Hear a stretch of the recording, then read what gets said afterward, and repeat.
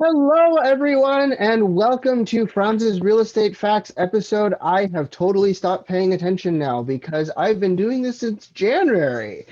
And today I have with us Debbie Love, who is really amazing. She's like pint sized and says I'm all of 5 feet, but oh my gosh, there is so much knowledge and enthusiasm and awesomeness packed into that 5 feet of amazingness.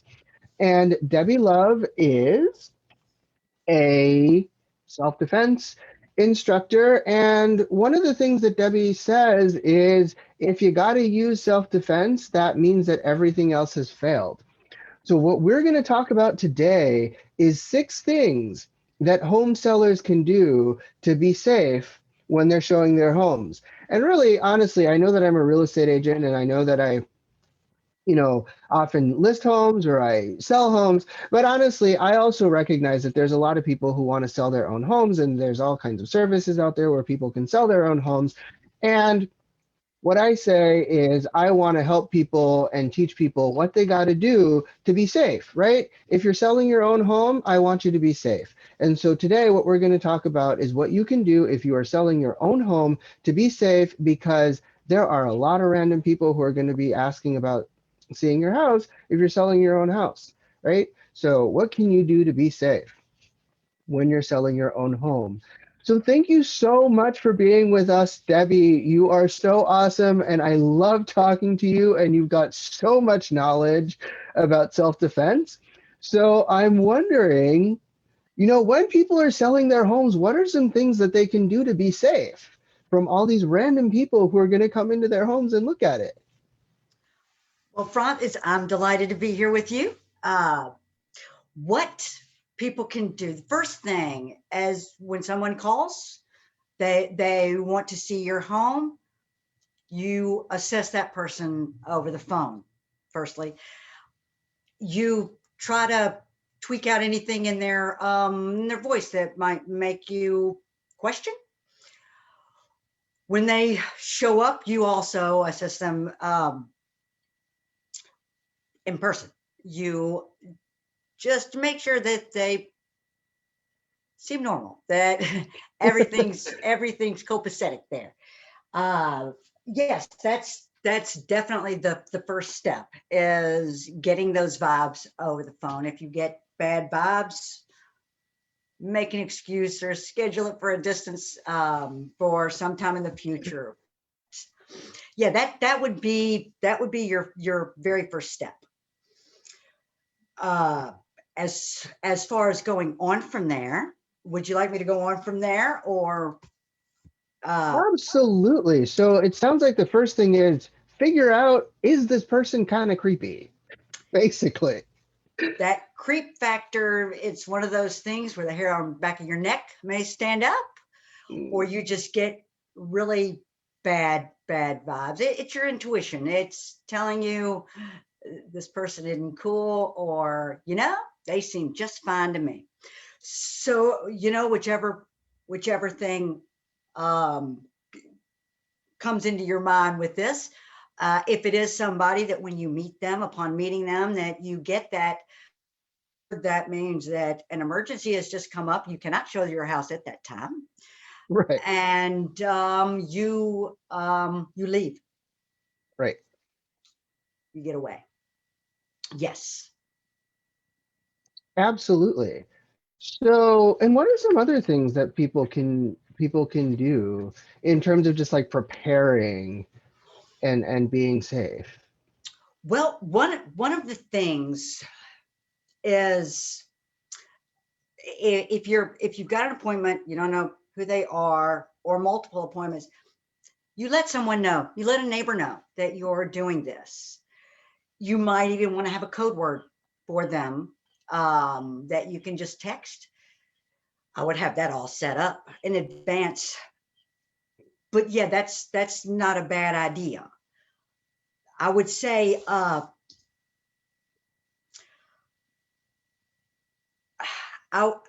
one of the most important things that I would say that you do is take your car from your garage and put it in the front of the house. So you can't be blocked. Someone with bad Mm, intentions would have already planned ahead. They would have already thought they don't want you leaving. So they would block your driveway.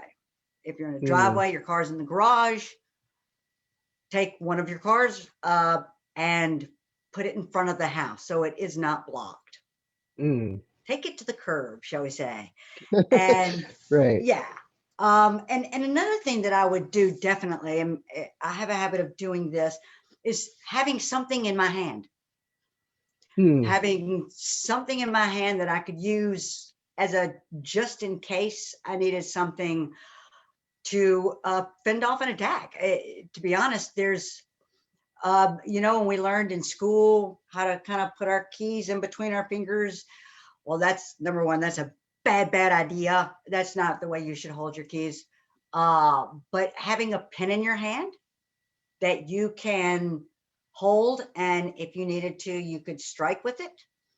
Uh, that uh, that is a good idea, and it's just as good as any other self-defense weapon for something that happens that's very close in, that that you're fighting mano a mano, that you're right there, just the two of you in close quarters.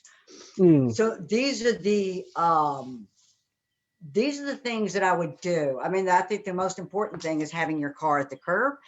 And one other thing is have an exit that you can get away if you needed to. You can Mhm. escape the premises if you needed to. But be ready. Have have smart, comfortable shoes on. There's no reason to be wearing high heels. Uh, have shoes you can move in. Mm. So that is those would be the things that I would suggest. And if you have any questions as far as those things go, for me to expand on it, I'm happy to. But definitely have something going on with your neighbor. Somebody needs to know what you're doing. So those are the things that I would suggest. Yeah, that is incredibly helpful. You talked about some stuff that I certainly hadn't thought about. I mean, I've definitely heard people say, have stuff in your hand, know your exits. I mean, that's just kind of stuff that I've definitely heard. I don't necessarily always think about it, but I've definitely heard it. But really, what you said about keep putting your car outside of the driveway, like putting it on the curb, that really sounds like gold. I've definitely not heard people say that before. That's really helpful. And I think that's just really great advice.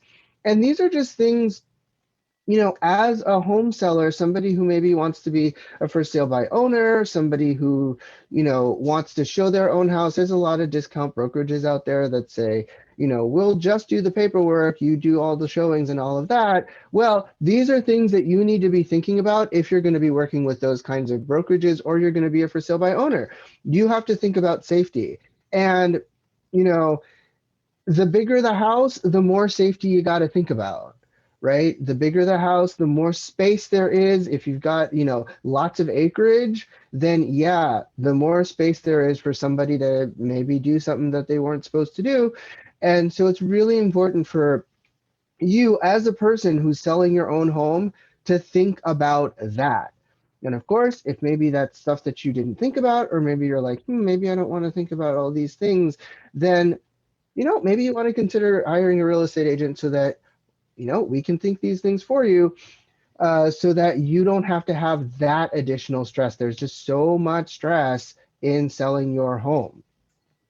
And the other thing that I really have to say is Debbie's a friend. I talk to her a lot. I know her, and she is just a wealth of information. She just knows so much about self-defense and safety and how to be safe. I've talked to her for many hours, and I know that her classes, she teaches self-defense, she teaches what to be aware of, what predators do, what people with bad intentions do. She really knows a lot about that. So really, Debbie is a really amazing resource. So if people want to get a hold of you, Debbie, first of all, do you teach classes? Do you teach people things so that they can keep themselves safe? Yeah, oh, of course. Yes, I do. I have classes for learning self-defense alone, but I also have workshops where I talk about the awareness, the whole. If you have to use a technique, if you have to defend yourself physically, that means everything else has failed. So I talk about what everything else is, Hmm. and uh, and also how a predator thinks, so that maybe real estate agents or anyone can be better prepared when they see the signs that something isn't right, that something's just not kosher here, that dang, I'm getting the willies. Yeah, it's you awareness is your best defense, and if that doesn't work, then the physical stuff comes into play. And I teach both in my workshops. You get both. And if people want to get in touch with me, I do have a website. My business name is Heads Up Self Defense. I do primarily teach women, but I do teach um, everybody, anybody, men as well, and kids. So yes, I am certainly available. I have a studio in Solana Beach, which I'm thinking in about a month or so might be able to do in-person classes, unless we do the whole mask and distancing thing. That's kind of hard to do with self-defense. But Hmm. currently having Zoom workshops. Absolutely. Awesome. That is excellent. Thank you so much for saying everything that you said and sharing everything that you shared. And honestly, I'm thinking my sister-in-law is also really awesome woman. She also like goes out a lot and does, a lot of just kind of like social stuff. And I think your class could be incredibly valuable for her to be there just so that she understands what do I need to pay attention to when I'm in a space so that I am safe. And lastly, don't want to put you on the spot, but I gotta say, I noticed a stack of books on your shelf back there, and they look like they're all the same. So is there any chance that maybe you have a book that you're selling or wrote in or have copies of? Yeah, it's funny you should ask. Yes, I was just part of like 44 other authors that contributed to a book. Uh, it's All About Showing Up and the Powers in the Asking. And yes, I did contribute. I'm showing it. I did contribute a chapter, and this is it's about my story and how I got into self defense, why the whys, the hows, the everything about my changing my life to do this, where I saw not only a need, but it almost a desperation for it. It's so important. People go out and just forget about their own safety, and they're on their own head. But just being aware of the things around you could do a lot uh, to help you stay safe. Absolutely. And I have to say, I do know and I have heard your story, and it's an incredibly powerful story. It's incredibly inspiring.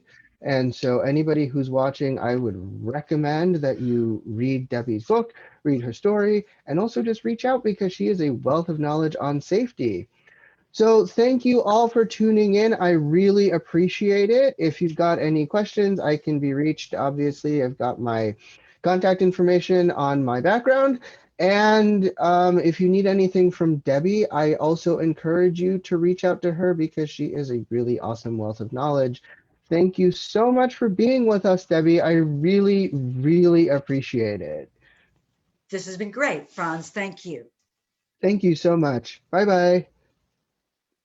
Bye.